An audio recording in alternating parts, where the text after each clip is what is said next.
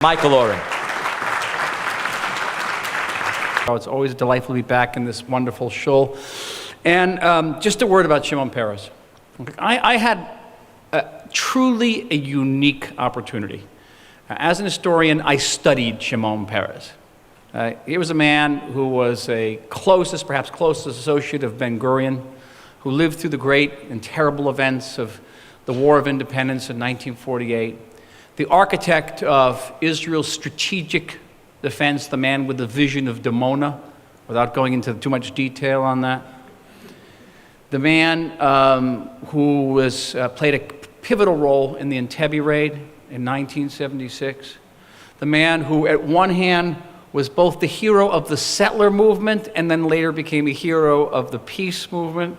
This was Israel's story, all wrapped up in one individual who showed up basically without parents in Ben Shemen in the early 1940s and became sort of the iconic Israeli figure. And I used to mention to Israelis that, hey, do you notice, when they used to make fun of my accent in Hebrew, I used to say, do you notice that Shimon Peres has an accent? No one even noticed that he had a thick Polish accent. You ever notice that? And then was ambassador, I got to actually work with Shimon Peres and to spend almost countless hours with him. And the apogee of my experience with him on Peres was when he received the Presidential Award of Freedom, the highest civilian award given by the United States. It's very rare that they give it to a foreign leader. And they gave it to Shimon Peres. President Obama gave it to him. And very often when Shimon Peres came to the United States, he would turn to me to help write his speeches. And the man who had a keen sense of Israel's past became a man of the future. And he would always talk about the future and his vision of peace and his vision of a new Middle East. But there's one thing that stuck in him all the time. Shimon Peres insisted on talking about what he called brain science. Brain science. I try to tell him it's neurology. No, brain science. And he's doing this speech for his reception at the White House of this honor, and all of a sudden he starts writing about brain science. And I said to him, I always called him Kavod HaNasi, I never called him Shimon. Kavod HaNasi, Kvodo, maybe you don't want to talk about brain science. And he says, you have to understand this, that the human brain is an extraordinary organ. He says this to me, I'm quoting.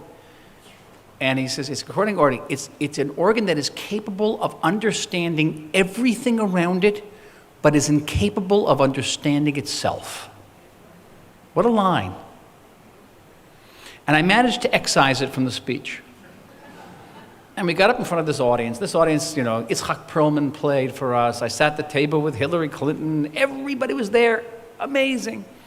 And Shimon Peres is talking about his vision of his sense of Israel's past and the future, and then all of a sudden he paused and started talking about brain science. And in a way, I think it says something about this man, the person who just, to his last minute, would never give up what fascinated him, what he stood for, what motivated him. He, in many ways, whether you agree with him politically or not, he was the epitome, the embodiment of the creativity, the courage, and the vision of the state of Israel. And may his memory be best forever. Forever. Amen. So having begun on that note, let me bring you back. Let me bring you back. Ancient history now, 25 years ago. Ancient history, to a freezing December night in an isolated IDF outpost somewhere in the hills of Hebron. Now, I was a miluimnik at a time, a reservist. I was posted with a unit of paratroopers, all hardened veterans, and frankly, we had to be hardened at the time. Right beneath us was the village of Yatta. Ever heard of it? Yatta. It's a Hamas stronghold. Some of you may remember the recent attack on the restaurant in Sarona in Tel Aviv. The terrorists who carried out their attack were from Yatta. At the time, we were assigned to secure the area, to penetrate Yatta when we had to, when we were working 24/7 in this freezing December. And understandably, all of us were rather on edge. We were hyper cautious, but above all, we were exhausted. With only a few hours sleep every night, the last thing we wanted was for somebody to wake us up needlessly. And then, one night, someone woke us up. He woke everybody up. Kumu, kumu, he shouted. Up, up, everybody up. Now, another man might have been ignored, or another man might have been cursed, or a little worse for doing this, but this man just happened to be our company commander. And not just any company commander, but a brilliant, fearless, and compassionate company commander, and we all revered him. Still, everyone grumbled, especially when we learned the reason for the wake-up. Kumu, kumu, our company commander ordered, you're all going to light Hanukkah candles. Now, most of these paratroopers were kibbutzniks, very secular. Believe me, most of them didn't light Hanukkah candles at home, much less in the army, and much less on a freezing night in December near Hebron with Hamas nearby, each of us getting about 2 or 3 hours sleep that night. But our commander would not accept any excuses. You are Jewish soldiers in the army of the Jewish state, he said. It's Hanukkah, and you will light candles. He gathered us all in the Cheder Ochel, in the outpost mess hall. He set up a menorah. He stuck a kippah on the head of the first sergeant. He opened a prayer book and pushed it into the sergeant's hand. And now, the commander said, now light the candles and say the blessings. And the sergeant, still grumbling, did as he was told. In a half circle around that menorah, under the waning light of that single bulb in an exposed outpost, groggy and clutching our guns, we all stood and sang Ma'otzul. Everyone sang. Everyone except for our commander. His name was Captain Allah Aburukin. He was from the village of Usafia, just south of Haifa. His father, Sulman, was for many years the famed head of the Carmel Nature Reserve. Allah, a member of the great Aburukin family, was a Druze. I remember that story every Hanukkah, and I remember it that I was privileged to interact with one of the most fascinating peoples and one of Israel's most courageous and committed communities, the Druze community. In addition to living in Israel, most of those communities have traditionally concentrated in what is today Syria, in Lebanon and Jordan, and for many centuries have been a dominant feature of our Middle Eastern landscape. As a PhD student in Middle Eastern history, I learned about the Amir Bashir, the Druze prince who fought alongside Napoleon against the Turks at the beginning of the 18th century. I learned about Shakib Arslan, one of the most outstanding Middle Eastern thinkers of the early 20th century. Throughout that history, I learned the Druze were renowned for their devotion to their families and to their faith, a peaceful people who, when they had to, also became fierce warriors. And they're also known for one other thing, for their friendship with the Jews. In fact, one of the earliest historical references we have to the Druze was recorded by the famous Jewish traveler Benjamin Tudela,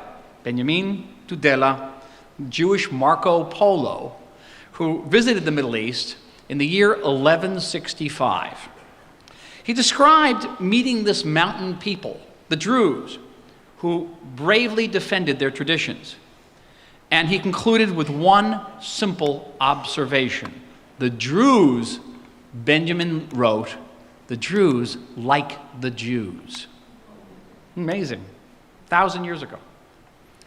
And no wonder we were common minorities in a Muslim society that treated us as second-class citizens and more than occasionally oppressed us. We had, moreover, a common ancestor. Now, the Druze traced their ancestry back to Jethro. The priest of Midian, the employer of Moses, who married into his father-in-law's business. Good Jewish boy. Smart. Jethro, Yitro, appears in the Parsha we recently read, in which he warns Moses to stop micromanaging. All right? You've got to appoint judges and ministers, Jethro tells Moses. You've got to appoint ministers, and guess what? You got to appoint deputy ministers. Thank you, Jethro. The Druze revere Jethro, whom they call Abu Shu'aib. His tomb in Chittin, near the Sea of Galilee, is the Druze's holiest site, and their holiest day celebrates the memory of Abu Shu'aib. And since both Jews and Druze trace our ancestry through Moses' wife, Zipporah, that makes us relatives. Druze and Druze are mishpocha.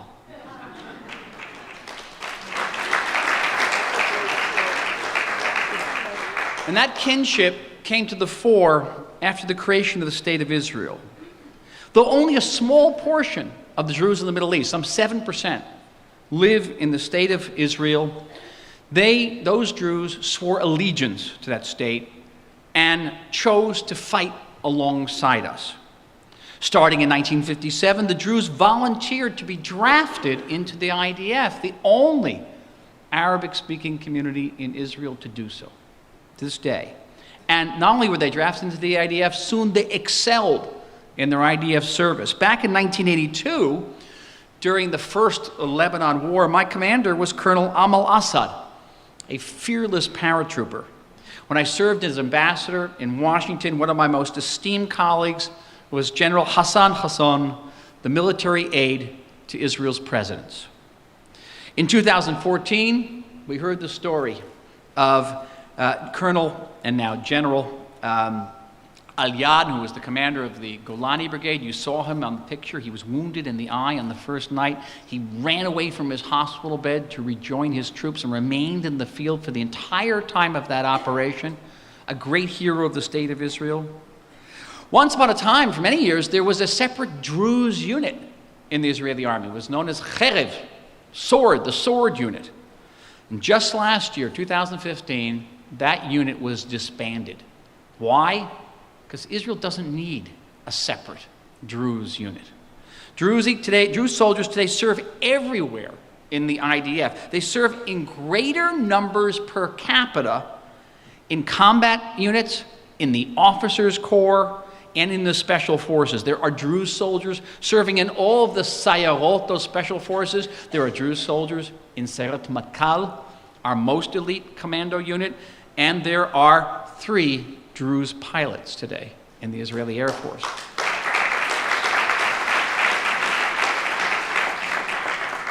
You heard that 83% of the Druze serve in the IDF. By the way, that is the highest percentage of any community in Israel. 75% of eligible Jews serve in the IDF. Give you an idea by comparison. Amazing. In Israel, we refer to the Druze commitment to our Jewish state and to our state security as Brit Damim, a covenant of blood, Brit Damim. And the Druze have sealed that covenant over and over again, tragically. To date, some 1,500 Druze soldiers and policemen have been wounded on duty, and to date, 505 Druze have given their lives for the State of Israel. And who best represents that Brit Damim? And you heard his story, and I'm going to say it again because one must tell the story again and again. Then First Sergeant Zidan Saif. Now, Saif, you should know, came from a family of heroes. He lost an uncle in the First Lebanon War. And his dream was to become a policeman. And so committed was he to that post that every single day he drove nearly 2 hours from his village in Galilee to Jerusalem to report to his headquarters. Amazing. On the morning of November 18th, 2014, 2 Palestinian terrorists broke into a synagogue in the largely religious neighborhood of Har Nof in Jerusalem. With knives, hatchets, and guns, they brutally murdered and mutilated 4 worshipers, 3 of them American-born, 1 British, including Rosh Yeshiva, Rabbi Moshe Twersky. The first officers to respond to the attack were two Jerusalem policemen. Without hesitation, they burst into that synagogue. The terrorists shot the first policeman, wounding him, and were about to shoot him dead. But the other officer, Saif, rescued him. With his own body, he defended his wounded friend, saving his life, but in the process, sacrificing his own. Zidan Saif was 30 years old. You saw his wife, but you didn't see with their 4-month-old baby. Thousands attended his funeral, including President Rivlin. And what was extraordinary, hundreds of Haredim from Jerusalem came. They got on buses that were donated by contributors, and they came to honor the man who was not Jewish, but who risked his life to save ultra-Orthodox Jews. The name Saif in Arabic means sword. And the sword of Israel's Druze is drawn in Israel's defense. Yet Druze contribution to Israel goes far beyond the military. Just as they serve in disproportionate numbers in the security forces, so too do Druze in greater proportion to their national section of the population serve in Knesset. In my own Kulanu party, I am honored to serve alongside Dr. Akram Hasson. In 2012, you're not going to believe this, Akram received the highest distinction from the Hebrew Writers Association of the State of Israel. Why? Because Akram promoted legislation preserving the Hebrew language.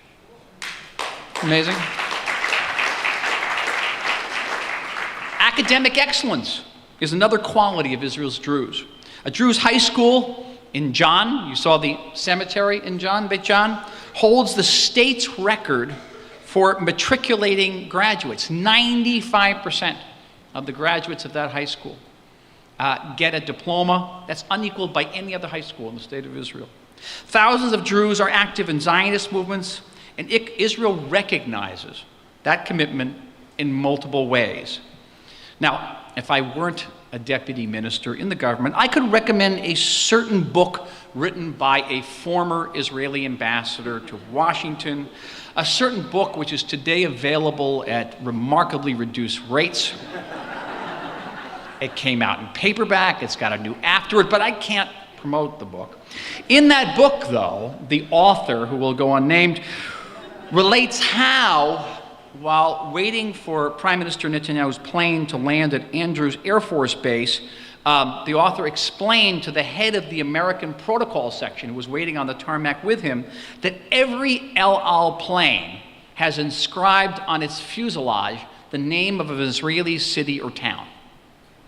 And when the plane landed, that ambassador showed the protocol officer the name emblazoned on the fuselage of the Prime Minister's plane. The name of the Prime Minister's plane was Daliat al-Carmel. It's a village in the Carmel Hills. It's a Druze village. Yes, we revere our Brit Damim with the Druze. But reverence, friends, reverence is not enough. Though overrepresented in the military and in politics, Druze men, and especially Druze women, are greatly underrepresented in the professions. There is an urgent need for major increases in the numbers of Druze attending university and earning advanced degrees. There is a pressing need to integrate young Israeli Druze into the high-tech sector, Israel's most dynamic industry. There is a need to invest more in infrastructure and community services in Druze villages and in Druze neighborhoods. And there is a need to assure our Druze countrymen that their kinsmen in Syria, surrounded by a vicious civil war, will never be abandoned. The Druze have given us so much and will continue to do so. I remember 25 years ago, the morning after that Hanukkah candle lighting that we all grumbled about, Captain Allah Aburukin, myself, and another soldier went on a patrol on a jeep right into the smack middle of the village of Yatta. And right in the town square, our Jeep broke down. Now, I gotta tell you this, many things can go wrong with the Jeep. And if you're good enough with Jeeps, you can pretty much jerry some type of solution for them. You can improvise. Anything can be fixed on a Jeep except for one thing, if your drive shaft goes. Wouldn't you know it, our Jeep, the drive shaft broke. And if the drive shaft breaks, you're dead. The Jeep is dead. If you're in Yatta when the drive shaft breaks, you're dead. And within seconds, hundreds of villagers came out and surrounded us. And mentally, I did the math. There were 3 of us, 3 guns, so many bullets per gun. It didn't look good. Already, I could see the next day's headlines. But Allah never lost his cool. He turned to me and said, "Ya beseder, it'll be okay." And then he identified a man in the crowd whom he knew, and it was the village headman, the Mukhtar. And Allah went over to talk to him. They exchanged some words. I couldn't hear it. But before I know it, the Mukhtar is giving Allah a cup of tea, a sign of hospitality. And the minute Allah took a sip of the tea, all the villagers came out and started giving us tea. And then they opened up the hood of our car and they gave us all this advice on how to fix the drive shaft. And we opened up the C rations, and they used to come with little elite candies, and we gave all the elite candies to all the kids. And in a way, I'm here with you this evening because of Allah Abu Rukin and his ability to maintain his cool, to understand that culture of that village. And it reminds me to this day that the Druze are our bridge to the Middle East, a bridge made not of war materials only, but also the building blocks of peace. And Israel's Druze stand as an example to the entire war-torn region of the Middle East, that the region could look otherwise someday. The Druze are an example of how minorities can be loyal citizens of a nation state and how that nation state can reciprocate. But we still have so much to do. I am proud to be standing with you here in, of all places, Beth Jacob Shul, together with Kupta and the Druze Veterans Association, which is committed to doing just what we talked about tonight, to taking Druze who have come out of the armed services and giving them the best education and integrating them in the most dynamic sectors of Israel's economy. And tonight, on the eve of our new year and our holiest days, let us all make a vow. Let us pledge to make Israel's covenant with the Druze people stronger, deeper, and more meaningful yet. May it be a covenant not only of blood, but of caring, of dignity, and yes, of love. Da.